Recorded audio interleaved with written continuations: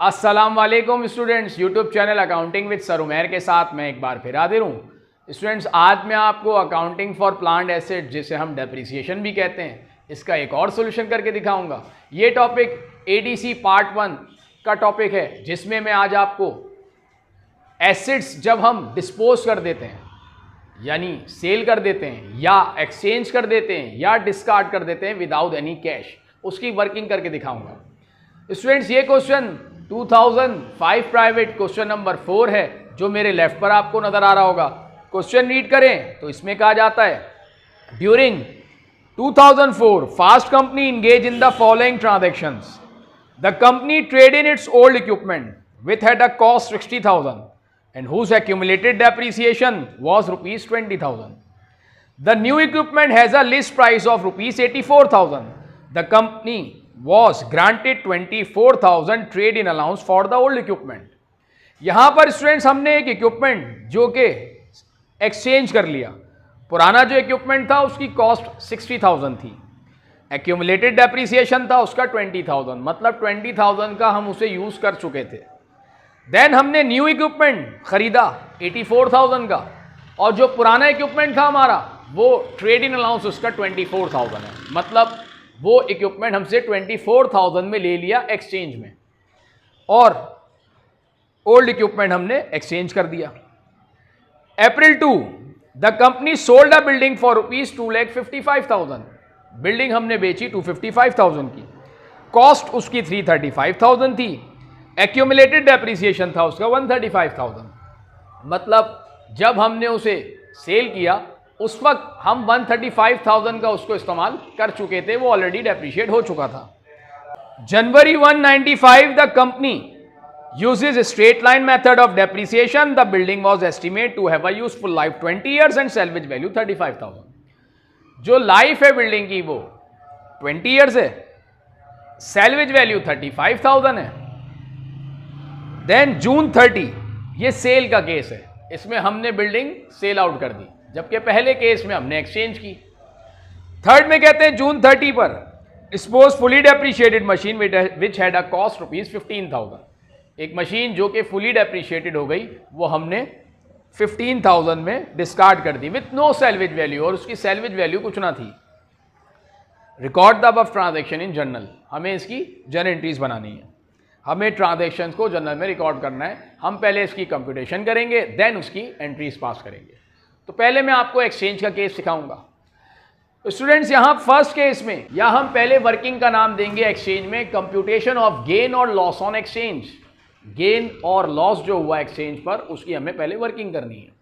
Equipment old जो कि 60,000 है, लेस करेंगे इसमें से हम अलाउंस फॉर डेप्रिसिएशन, यानी जितना अब तक इक्विपमेंट हम यूज कर चुके हैं जो कि 20,000 है, ये माइनस करने के बाद आ गई बुक वैल्यू, यानी अब जो इसकी वैल्यू रह गई है वो 40,000 रह गई। ट्रेड इन अलाउंस 24,000 है, मतलब जो हमारी इक्विपमेंट की वैल्यू 40,000 है, जिससे हम ये इक्विपमेंट एक्सचेंज कर रहे हैं, वो एक्सचेंज में हमसे हमारा इक्विपमेंट 24,000 में ले रहा है। इसका मतलब हमें लॉस हो गया, क्योंकि हमारी चीज़ की बुक वैल्यू 40,000 है और हमसे वो ली जा रही है 24,000 में। इसका मतलब ये हो गया कि 16,000 का हमें लॉस हो गया।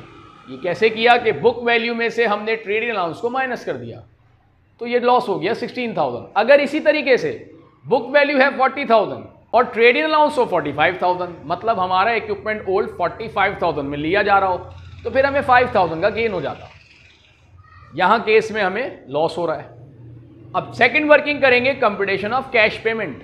इक्विपमेंट न्यू जो कि 84,000 का है, ट्रेड इन अलाउंस है ओल्ड इक्विपमेंट का 24,000 ट्रेड इन अलाउंस माइनस हो गया, कैश पेमेंट हमने कर दी 60,000। 24,000 हमने माइनस कर दिया क्योंकि हमारा ओल्ड इक्विपमेंट उतने में लिया जा रहा है, और माइनस होने के बाद जो वैल्यू आई कैश पेमेंट वो हमने पे कर दिया 60,000। देन अब हम इसकी एंट्री पास करेंगे। 1 जनवरी 2004 को इक्विपमेंट न्यू 84,000, चूंकि एसेट हमारे पास आ गया, एसेट इंक्रीज हो गया, हमने उसे डेबिट रिकॉर्ड किया। अलाउंस फॉर डेप्रिसिएशन इक्विपमेंट जो कि 20,000 है, अलाउंस फॉर डेप्रिसिएशन वैसे तो कॉन्ट्रा एसेट होता है, ये क्रेडिट पर रिकॉर्ड किया जाता है, लेकिन चूंकि हमने इक्विपमेंट बिजनेस से निकाल दिया पुराना वाला, तो इक्विपमेंट के अकाउंट को हमने खत्म करना है, ओल्ड इक्विपमेंट के अकाउंट को। तो जब ओल्ड इक्विपमेंट हमने खत्म करना है तो जो अलाउंस फॉर डेप्रीसिएशन का अकाउंट है उसे भी हमें खत्म करना होगा, इसलिए हम इस अलाउंस फॉर डेप्रीसिएशन को डेबिट ले गए 20,000 से। चूंकि लॉस हो रहा था एक्सचेंज करने पर तो लॉस होगा डेबिट पर रिकॉर्ड, अगर इसी तरह गेन होता तो गेन ऑन एक्सचेंज हम क्रेडिट पर रिकॉर्ड करते, लॉस है तो हम उसे डेबिट रिकॉर्ड करेंगे 16,000। देन हमने कैश पे किया 60,000, कैश डिक्रीज हो गया, एसेट डिक्रीज हुआ, हमने उसे क्रेडिट कर दिया 60,000 से। और ओल्ड इक्विपमेंट जिसकी के कॉस्ट 60,000 थी और वो हमने बिजनेस से डिस्पोज कर दिया, निकाल दिया, इससे 60,000 से ओल्ड इक्विपमेंट को हमने क्रेडिट रिकॉर्ड कर दिया।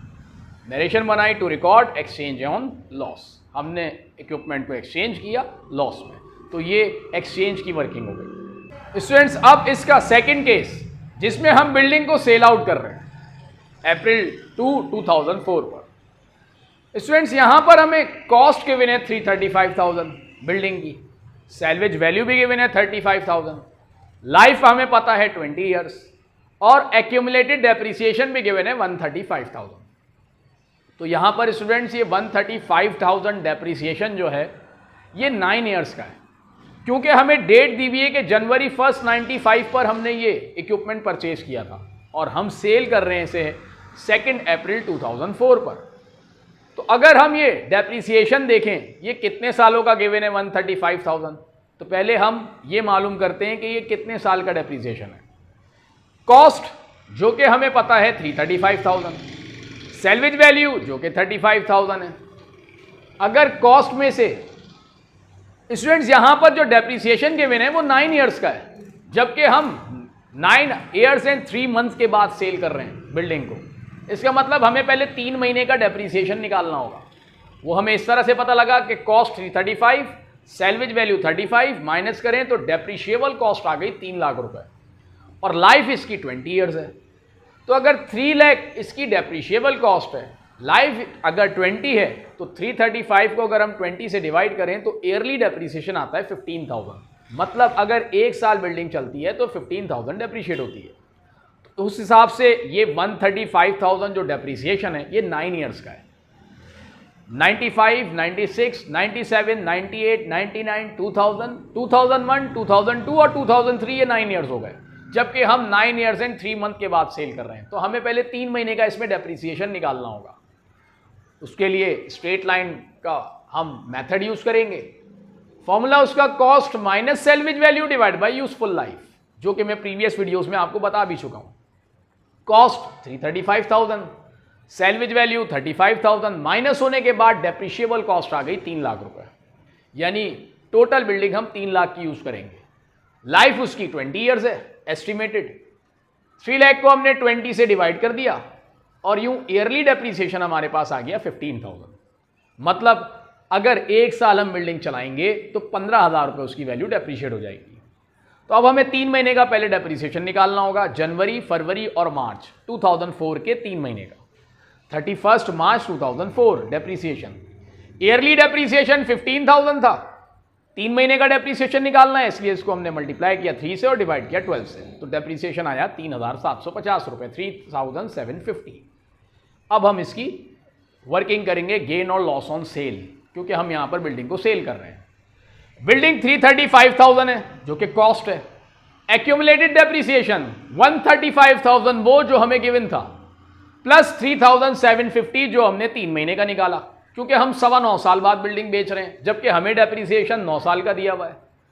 तो 135,000 प्लस 3,750 ये टोटल हो गया 138,750 एक्यूमुलेटेड डेप्रिसिएशन। माइनस किया तो बुक वैल्यू आ गई 196,250। इसका मतलब यह है कि जो हमारी बिल्डिंग की इस वक्त वैल्यू रिमेनिंग बची हुई है वो 196,250 है, जबकि हम बिल्डिंग को सेल आउट कर रहे हैं 255,000, मतलब ज्यादा की सेल कर रहे हैं, जो उसकी बुक वैल्यू है उससे ज्यादा की सेल की जा रही है।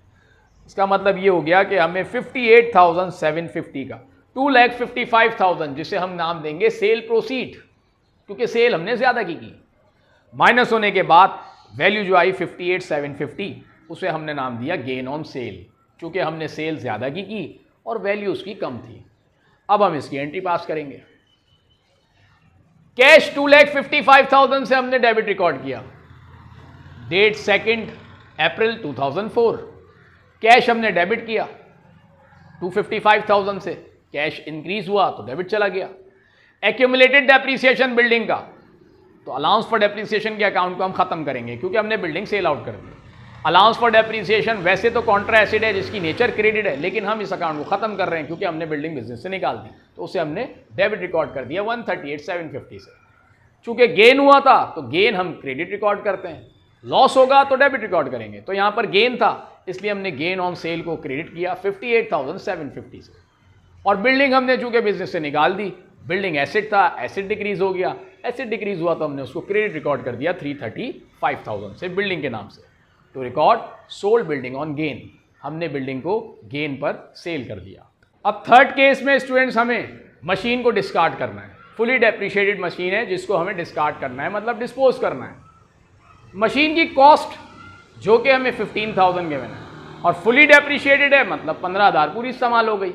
इसका मतलब उसकी कोई वैल्यू बाकी नहीं थी। तो अगर हम उसे डिस्पोज भी कर देते हैं या डिस्कार्ड भी कर देते हैं तो हमें कोई नुकसान नहीं होगा। तो उसकी वर्किंग वो मैंने यहाँ शो की है। मशीन 15,000, एक्यूमुलेटेड डेप्रीसिएशन मशीन का वो भी 15,000। इसका मतलब लॉस ऑन डिस्कार्ड निल, कोई नुकसान हमें नहीं होगा क्योंकि उसकी वैल्यू ही बाकी नहीं। इसकी एंट्री पास करें। Allowance for depreciation machine, Contra acid account खत्म कर रहे हैं क्योंकि हम मशीन बिजनेस से निकाल रहे हैं, तो अलाउंस फॉर डेप्रिसिएशन के अकाउंट को हमने खत्म किया 15,000 से। और मशीन की कॉस्ट 15,000 थी और वो भी हमने डिस्पोज कर दी। मशीन डिक्रीज हो गई, एसिड डिक्रीज हो गया और एसिड डिक्रीज हुआ तो हमने उसे क्रेडिट रिकॉर्ड कर दिया 15,000 से। नरेशन पास की टू रिकॉर्ड डिस्कार्ड मशीन। अगर स्टूडेंट्स ये 15,000 की मशीन हम 14,000 की यूज़ करके डिस्कार्ड करते, 1,000 जो उसकी वैल्यू बचती वो हमारा नुकसान हो जाता क्योंकि हमारी एसेट की 1,000 वैल्यू बचती और हमने ऐसे ही फेंक दिया उसे, तो 1,000 का नुकसान होता। और वो जो 1,000 का लॉस होता हम 1,000 रुपये लॉस डेबिट पे रिकॉर्ड करते। फिलहाल इसमें कोई लॉस नहीं है। तो स्टूडेंट मुझे उम्मीद है मेरा आज का लेक्चर जिसमें मैंने आपको आज सेल का केस जिसकी आपको कंप्यूटेशन और एंट्री बनाना सिखाई, एक्सचेंज का केस सिखाया जिसमें मैंने कंप्यूटेशन वर्किंग, और इसी तरीके से डिस्कार्ड का केस। तो ये 3 केसेस थे जिसमें हम एसेट्स को डिस्पोज करते हैं। एक सेल की जिसमें एक सेल की वर्किंग, एक एक्सचेंज की और एक डिस्कार्ड की। उम्मीद है आज का लेक्चर आपको पसंद आया होगा। अगर आपको मेरी वीडियो पसंद आए तो मेरे चैनल को ज़रूर सब्सक्राइब करें ताकि आने वाली नई वीडियोज़ का आपको नोटिफिकेशन मिल सके। नेक्स्ट वीडियो तक के लिए स्टूडेंट्स अब मैं आपसे इजाज़त चाहता हूँ। अल्लाह हाफ़िज़।